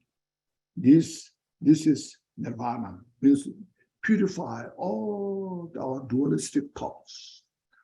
All the duality thoughts are dissolved into that wisdom, a pervading wisdom which realizes the emptiness. Since it is without arising, cessation, abandonment, attainment, and so forth, nirvana is not created by oneself, it's not contrived, and it's not transformation. The precious sky sutra. This is very important quotation, you see. This quotation is also in the Uttara Tantra. There is nothing at all to remove. There's not the slightest thing to aid. It is the perfect view of the perfect meaning. When perfectly seen, one is fully liberated. Now, as I mentioned, this is the total nature of the Mahamudra. So please understand. The total nature of the Mahamudra. First, you see, the mind, when you look at this way, when you see attachment, aversion, use this, as mentioned, these ways these attachments come from, where it exists. First, analyze, meditate, they come from nowhere. It's just a habit. And you realize that it's non-existence. So in that way, there's nothing to remove, any obscurations. At the same time, all these mental excellent qualities, you no need to bring from any others. It's all just you know, recognize. So there's nothing to search, look for. But you need such a great wisdom. This is the path now you take. Purify all the adventitious obscurations step by step. And then meditate on this. And then you will see there's nothing to look for outside of your mind. That your mind is perfectly as it is, and you see it without any kind of say, subtraction or without any aiding. you just see as it is. So Buddhahood. So say your mind is the Buddha when you realize as it is. That's why we have to dissolve all our attachment in the samsara. This is how we free from samsara, achieve the total peace. Okay. Although there are methods to realize the wisdom awareness of one's mind, these are from the point of view of conceptual thoughts. See? And the real meaning of wisdom awareness of the mind is beyond what can be objectively known or expressed. The Subhikranti Vakrama requested sutra says, the perfection of wisdom awareness is not expressible by anything whatsoever. It is beyond all words. The praise to Mother by Rahula says, homage to Mother, so Mother Paranja Paramita, the mother of all the victorious Buddhas of the three times, past, present, future. Unspoken, that wisdom, the mother, is the unspoken, unthinkable, inexpressible perfection of wisdom, awareness, unborn, unceasing, the nature of space, self-aware, primordial wisdom. This concludes the explanation of what should be understood concern wisdom awareness. So in this section, Gampopa has abbreviated all the essence of the Mahamudra or Mathemika system. Nagarjuna's quotation or Saraha's quotation and from Buddha's Sutra quotation, all the essence are here. Okay. Now the sixth, what is to be practiced concerning the mind or wisdom awareness? If all phenomena are empty or emptiness, they might ask if it is necessary to practice that which you have understood. So you understood emptiness. How you need to practice? Neither exists nor none exists. There's nothing to achieve, nothing to avoid. So why we should practice? Now, yes, so for example, even if silver ore is of nature of silver, until the ore is smelted, the silver does not appear. If one desires molten silver, one must smelt the ore. Likewise, all phenomena are from the very beginning of the nature of emptiness, free from all the elaboration. But since there is the appearance of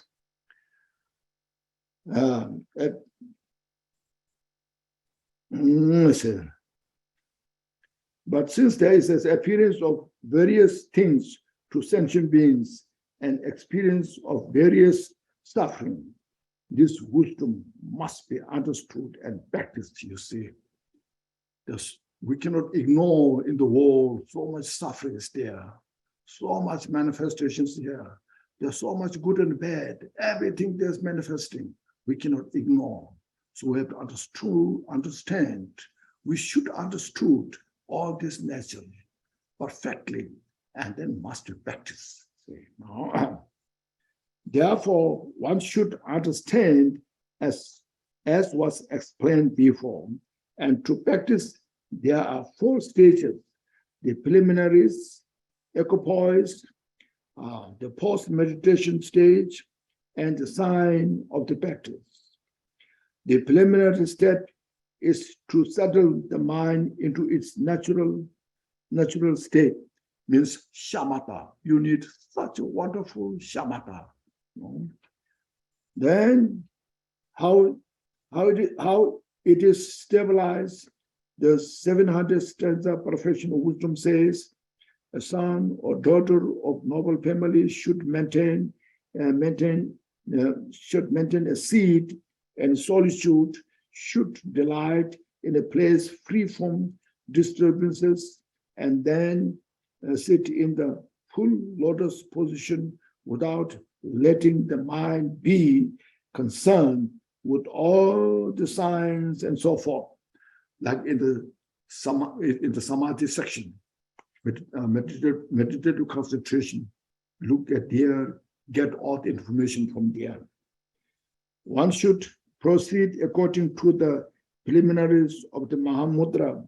Then, for all the method of the equipoise, one should also train according to the instruction of the Mahamudra. One should set the mind free from effort, without any conceptualization whatsoever of existence, non-existence, acceptance, or rejection. Leave the mind free from assertion. Concerning this, Deloba says, do not ponder. Don't think about the past. Don't think future or cognize. Do not meditate, or meditate means effort. So I'm meditating. I have to meditate like that, not meditate or examine. Leave the mind to itself as it is, without any fabrication. Also concerning the way to rest of the fatigued mind, our mind is so exhausted. We are so fatigued in the samsara, suffering so much.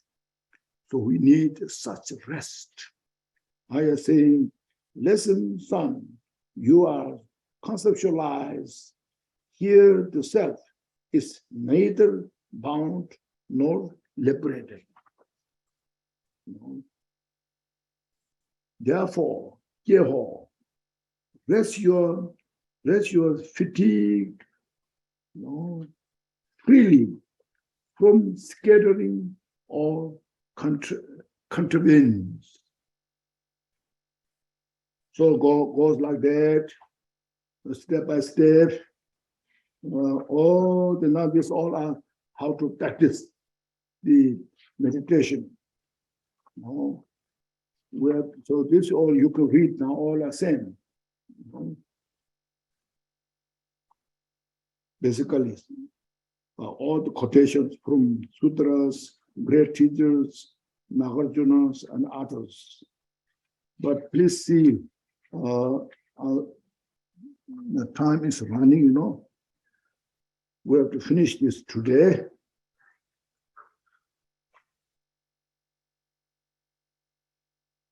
Now please see at page 254, at the bottom line.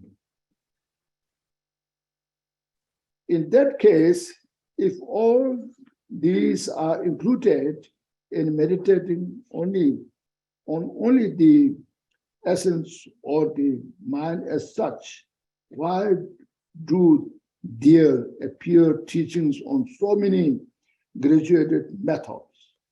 So here, Gampopa is saying here now, is quotation, when you practice the Mahamudra itself, then it includes every practice. You are chanting mantras, visualization of the deities, and all the practice of 6 parameters. So all are included. So then there comes ideas, understanding. In that case, then why just all need?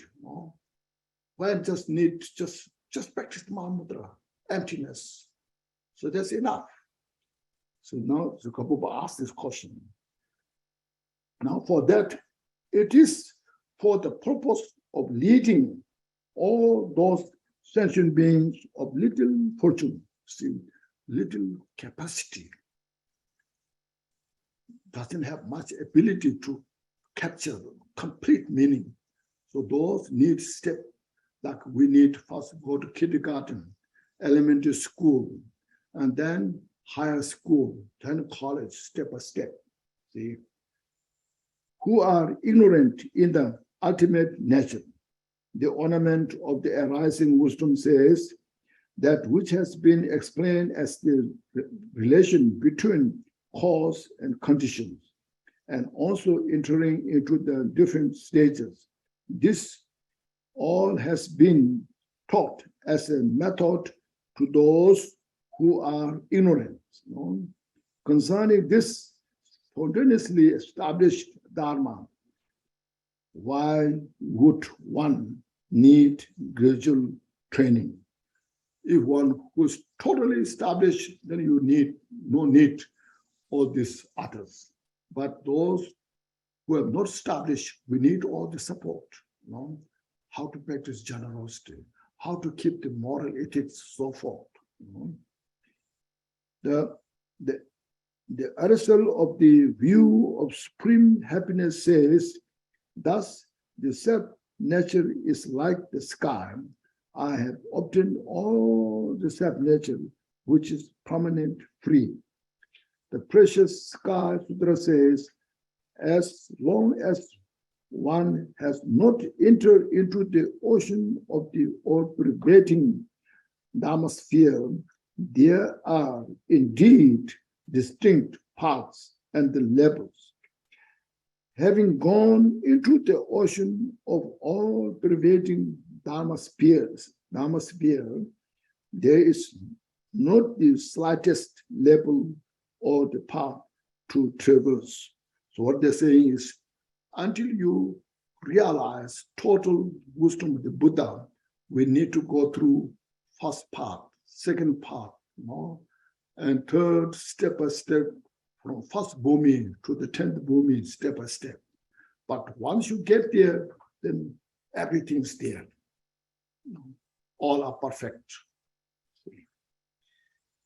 Atisha says, when having persistently relied upon the mind is equipoised, one need not primarily attend to the virtues of the body and speech. See, when mentally fully equipped in this practice, then you don't worry about the physical, the body and the speech practices.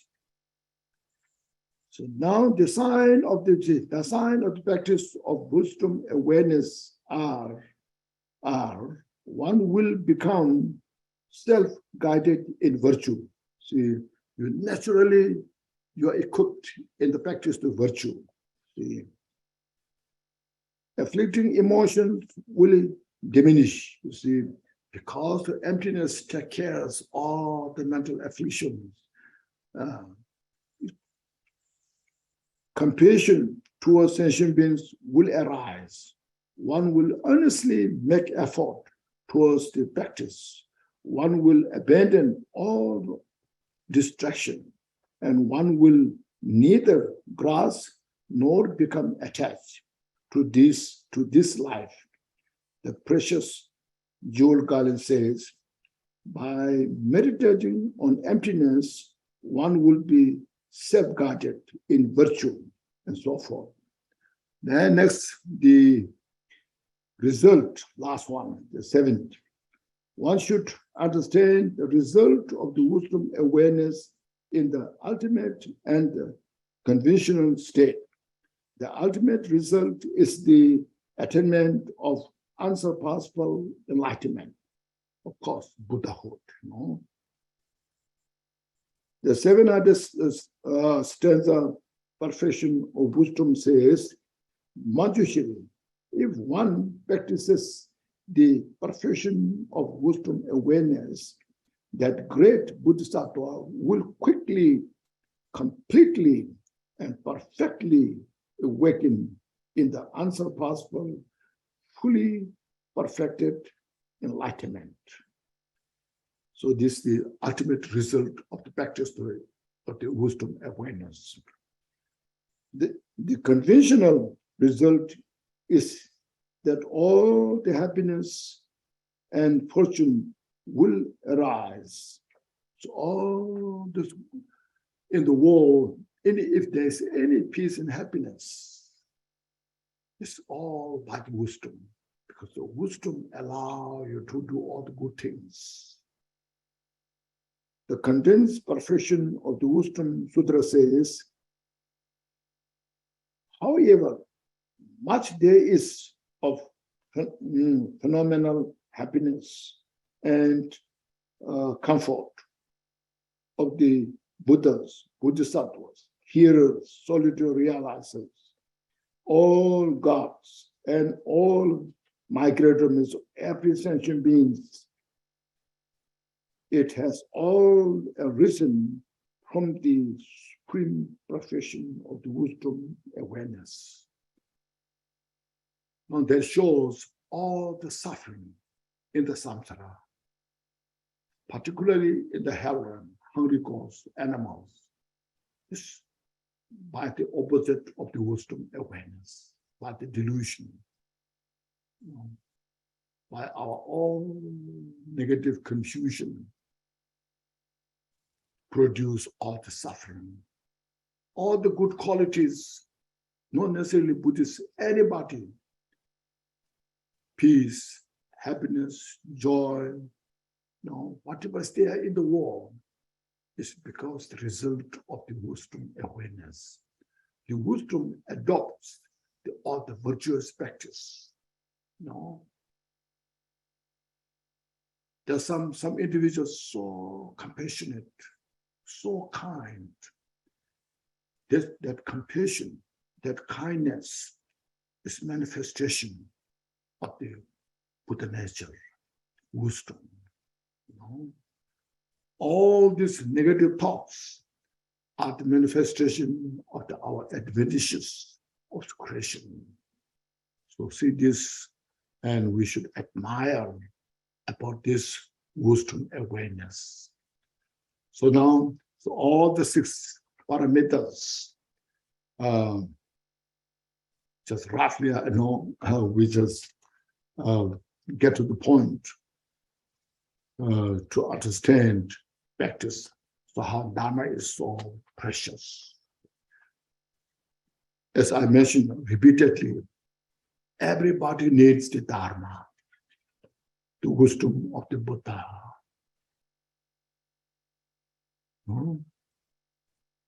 Because this suffering is not our interest. Suffering is a result of the confusion, mental delusions. And our interest is peace and happiness, even in the samsara, and ultimately enlightenment.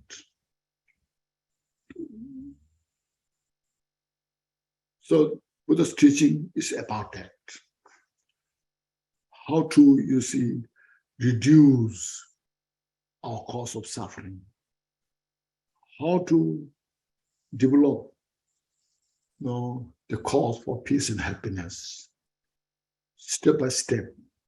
Then eventually enlightenment, Buddhahood. So here, this book, Gampopa, so skillfully, carefully designed the teachings step by step, for us, so we can comprehend. Maybe we can read so many big books, but this much we can comprehend. And this contains all the message, information of this teaching. So how to start from the beginning all the way to the wisdom section.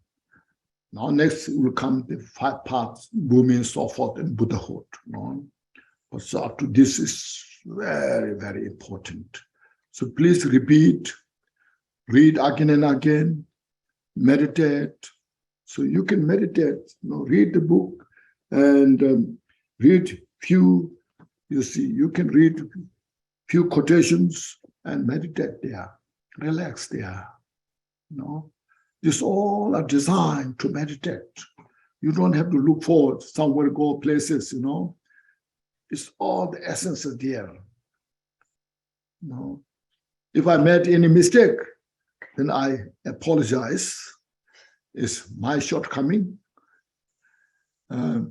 if I inspire you, then please take it freely.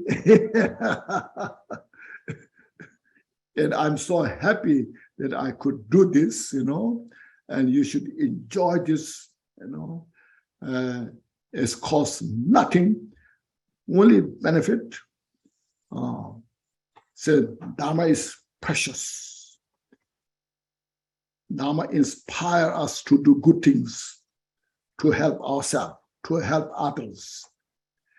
Now, where we're in the samsara, now suffering is bound to come. See, one or another way, but there's always solution, always to comprehend how to relate. You see, as a bodhicitta practitioner, who are following the Bodhisattva's path. So my suffering that I have may purify all the suffering of the sentient beings. The pain that I have may substitute all the pain of the sentient beings. May everyone free from samsara and achieve enlightenment. See, all the obstacles that I'm facing, these obstacles, every obstacle, sometimes it may discourage you, but never discourage. It's all temporary. It's all adventitious, temporary. Meditate, these all are temporary. All these compounded phenomena, suffering, are just temporary. I can purify. All the happiness, joy in the samsara is also temporary. There's nothing to attach to it. There's nothing to hold on it. Only just appreciate and dedicate to all sentient beings. My happiness that I have may prevail to entire universe, entire sentient beings. May everyone enjoy this happiness. So don't attach to your happiness. Rather, you share to all others. When suffering is there, as I mentioned, this suffering may substitute all the suffering of the sentient beings. So your suffering becomes useful. So I have the precious human life. I can do this. And always, you see, purify our mental afflictions. That's our principal purpose of the Dharma practice. As we have in the dedication prayer, at the dedication, in my mind, the desire, aversion, ignorance, pride, jealousy may not rise even in one instant, one moment. My thought to the attachment to gain, the 8 worldly concerns, may I not attach to this. May my mind be moistened by loving kindness, compassion, and bodhicitta, and practice the Mahamudra and achieve the enlightenment in this lifetime. Just do those dedication prayers, meditate those, and then practice the Mahamudra and all the importance of bodhicitta. Relative bodhicitta is very important at the beginning. Without bodhicitta, we are not belong to Mayana. First, without the bodhicitta, we cannot practice the 6 parameters perfectly. It will not become a cause for enlightenment, Buddhahood. Without the bodhicitta, we cannot achieve the relative bodhicitta. We cannot achieve the nirmanakaya, sambhokaya. So relative bodhicitta is very important. With that, then ultimate bodhicitta, it becomes a cause to achieve the dharmakaya.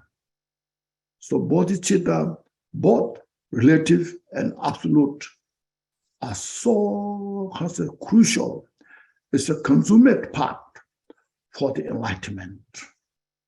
Every practice we should now meditate as a support to enrich, to build strength of the bodhicitta, both relative and absolute bodhicitta. So this is the main theme of this book, Jewel Ornament of Liberation. The Lamrim is as a Mayanam, especially Gampopa at the beginning mentioned the Buddha nature. The Buddha nature quotation from the Uttara Tantra, Then as a part in the refuge, the ultimate refuge is the Buddha. Buddha is the Buddha. Buddha is the Dharma. Buddha is the perfection of the Sangha. That we take the path towards enlightenment. So Uttara Tantra is very important to these practices. So I hope you got some kind of benefit. And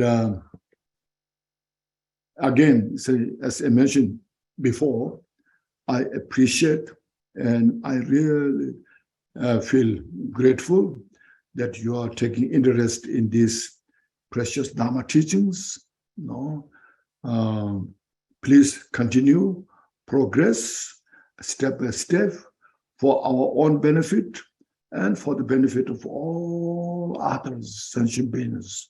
So Dharma may stay in the world and help the sentient beings. It's such a precious, it's a wisdom, you see. It's not just a religion belief. It's not just a culture. We are not introducing culture, rather introducing the wisdom, compassion, that everybody's interest. So this is how important. As I mentioned before, there's so many universities in the world. Every country is now, you see, the education is the most important for the country to develop. So very complex universities established. Now, Buddha's wisdom is such a great university to study, practice, to solve all the problems of our life in the individuals, in the society, in the world. See, so we need Dharma, really important. So I want to say thank you so much, and please first take a deep breath, inhale fully, and exhale all the stress. Today, the teaching is a little tough. Yesterday as well. Once more, please inhale fully. All the bodhicittas of the Buddha. And relax. And exhale all the stress. Once more, please inhale Buddha's mind and mix with our Buddha nature, and our mind and Buddha's minds are no different. Uncontrived state, and feel so good about yourself.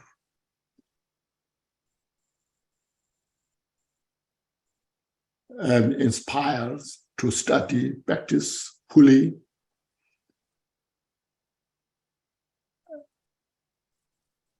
And with this, please say some dedication prayers. You who are richly endowed with the glorious wealth of Dharma knowledge, who through reflecting and meditating have actualized self-aware absolute reality, and shining with 100,000 light rays of ethical discipline, of the Buddha Dharma, may you pension Ratna Dwars of Niguam. Dorje Chang, Talopa, Naropa, Martha, Rabba, Dharma, Gampopa, Pamo, Lord Vikumpa. Please bestow upon us the most auspicious blessing of all the Tathi. By this virtue may we achieve omniscience. By defeating all sin and confusion, may all who travel on the way of the sickness and death cross the ocean of samsara. Bodhicitta, the excellent and precious mind, where it is unborn, may it arise. Where it is born, may it not decline, but ever increase higher and higher. We pray the Lama may have good health. We pray the Lama may have long life. We pray your Dharma activity spread far and wide. We pray we may not be separated from you. As Manjushri, warrior, realize ultimate state and as did Samantabhadara, we follow in their path and fully dedicate the merit for all sentient beings. By the blessing of the Buddha who has seen the three kayas, by the blessing of the truth of the unchanging Dharma, such by the blessing of the individual sound order, may the merit we share bear fruit. Glorious, holy, venerable, precious, kind, rude, and lineage lamas, divine assembly of Vedams and assemblies of Buddhas, Bodhisattvas, Yogins, Yoginis, and Kinis dwelling in the 10 directions, please hear our prayer. May the virtue be reflected in the 3 times for ourselves and all sentient beings in samsara and nirvana, and the innate root of virtue not result in the 8 worldly concerns of the 4 classes of samsara, or rebirth as a Shrakya Prakya Buddha. May all mother sentient beings, especially those enemies who hate us and ours, obstructors of harm, misleading wires, and hordes of demons, experience happiness, are separated from suffering, and swiftly attain unsurpassed, perfect, complete, and precious Buddhahood. By the power of this vast root of virtue, may we benefit all beings through our body, speech, and mind. May the afflictions of desire, hatred, ignorance, arrogance, and jealousy not arise in our minds. May attachment to fame, reputation, wealth, honor, and concern for this life not arise for even a moment. May our mind streams be moistened by loving kindness, compassion, and bodhicitta, and through that may we become a spiritual master of good qualities equal to the infinity of space. May we gain the supreme attainment of Mahamudra in this very life. May the torment of suffering not arise even at the time of our death. May we not die with negative thoughts. May we not die confused by wrong view. May we not experience an untimely death. May we die joyfully and happily in great luminosity. The mind is such an all-pervading clarity of Dharmata. May we in any case gain the supreme attainment of Mahamudra at the time of death or in the bardo. By the virtues collected in the 3 times by ourselves and all beings in samsara and nirvana, and by the innate root of virtue, may we and all sentient beings quickly attain unsurpassed, perfect, complete, and precious enlightenment. May the teachings of the great Gampopa Ratnashri as omniscient Lord of the Dharma, Master of inner kindness, continue and increase through study, practice, contemplation, and meditation until the end of samsara. Thank you, everybody. Thank you so much, Khenchela. Thank you. Thank you, Rinpoche. Yes. Thank you. Please take care. See you next week. You're the best. Thank you. Thank you. Thank you. Muchas gracias. How do you like? Oh, very good. Excellent teachings. Gracias, Rinpoche. Wonderful. Muito obrigada. It's, Gracias. It's wonderful. is it beautiful? Yes, Yes. Yes, yes. Yes. That's Yes. wonderful. so much. Thank Yeah. you. Obrigada. Thank you. Muito obrigada. Bueno. Great. Thank you so much, everybody. Muito Take care. obrigada, muito obrigada, muito obrigada. Muito obrigada, Fábia.